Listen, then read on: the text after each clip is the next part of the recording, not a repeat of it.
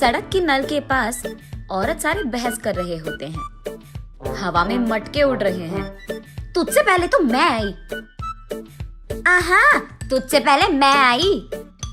अरे रुको तुम, चूल्हे पे दाल पक रहा है, एक मटका पानी तो लेने दो।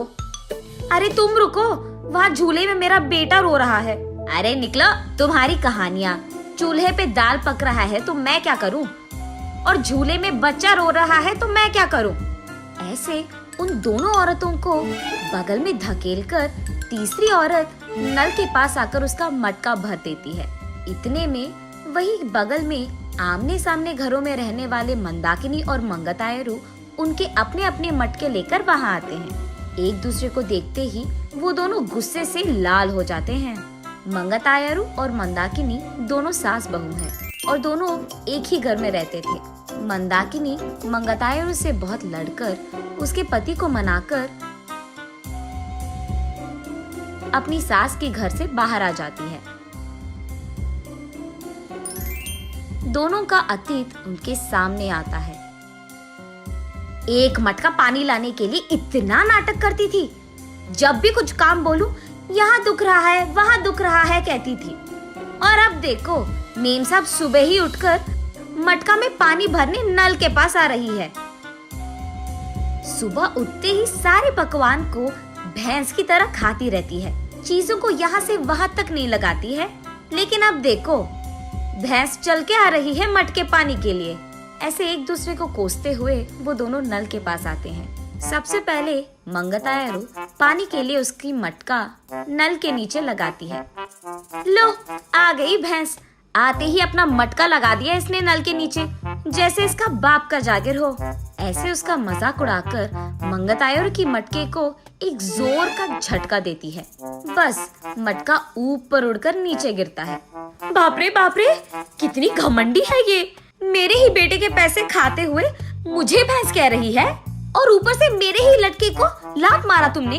ऐसे कहते हुए मंदाकिनी की मटके को भी जोर का झटका देती है मंगतायरू। मैं तुम्हारे बेटे के पैसे नहीं खा रही हूँ, तुम ही मेरे पति के पैसे खा रहे हो। मेरे सारे बनाए हुए पकवान को सुबह से रात तक खाती रहती है तो भैंस की तरह ही दिखेगी ना। भैंस कहीं की मेरे ही मटके को लात मारती है। कितनी घमंडी है तू। मटके को ही नहीं, अगर मेरी सटकी ना, तेरे को भी मारूंगी, समझी? हाँ, जरूर मारेगी। इतनी घमंडी जो है। मेरे बेटे को मुझसे दूर कर दिया तूने, मेरे घर से उसको निकाल दिया तूने, और अब मेरे ही घर के सामने रह रही है। सिर्फ तेरे बेटे को ही नहीं, तुझे भी तेरे घर से निकाल दूंगी, समझी? मुझसे पंगा लेगी ना, ऐसे ही होगा। तू तो जरूर करेगी, घमंडी औरत, बंदर मुंह वाली कहीं की। तुझे देखकर ऐसा लगता है कि भैंस को कपड़े पहनाए हैं, और तू मुझे बंदर कह रही है। भैंस कहीं की मुझे भैंस कह रही है, मुझे बंदर कह रही है। ऐसे वो दोनों एक दूसरे से लड़ते हुए एक दूसरे के बाल पकड़कर लड़ते लड़ते नल के बगल में मौजूद कीचड़ में गिर जाते हैं। ये सब दूर से देख रहे बाप बेटे दोनों एक दूसरे को देख हंस पड़ते हैं। मंदाकिनी घर में सारा काम करते हुए रहती थी। उसे देख मंगतायरू, क्यों बहू, लगता है कि नल में ना पानी खत्म हो जाएगा, जाकर 2 मटके ले आ बेटी। ऐसे ऑर्डर देती थी मंगतायरू। मंदाकिनी के हाथों बनाए सारे पकवान खाते हुए वो हमेशा शिकायत करती थी कि इसमें नमक कम है और इसमें मिर्ची ज्यादा है, ये तो बहुत तीखा हो गया, ये तो बहुत मीठा है। उसके शिकायत सुनने के 2 दिन बाद तक मंदाकिनी रसोई घर का मुंह भी नहीं देखती थी, रूठ कर अपना मुंह लटकाती थी। तब चुपचाप मंगतायरू को ही सारे काम करना पड़ जाता था। जब मंदाकिनी सारा घर को साफ करके 2 मिनट लेट जाती थी, तब मंगतायरू, घर के सामने रंगोली कौन डालेगा, तेरा बाप। ऐसे वो दोनों हमेशा बहस करते हुए लड़ते थे। संदीप ऑफिस से लौटते ही एक तरफ मंगतायरू और दूसरी तरफ मंदाकिनी, दोनों उसको शिकायतें खूब सुनाते थे। ना अपने बीवी को बोलता था और ना ही अपनी माँ से कह पाता। अपने आप में बहुत निराश हो जाता था संदीप। बहुत दिन देखने के बाद अब उसके पास ताकत नहीं था। वो एक दिन अपने पिता के पास जाकर ऐसे कहता है, पापा, मैं घर से अलग होने की सोच रहा हूँ। आपकी बहू भी मुझे हर रोज इसी बात के बारे में सताती रहती है।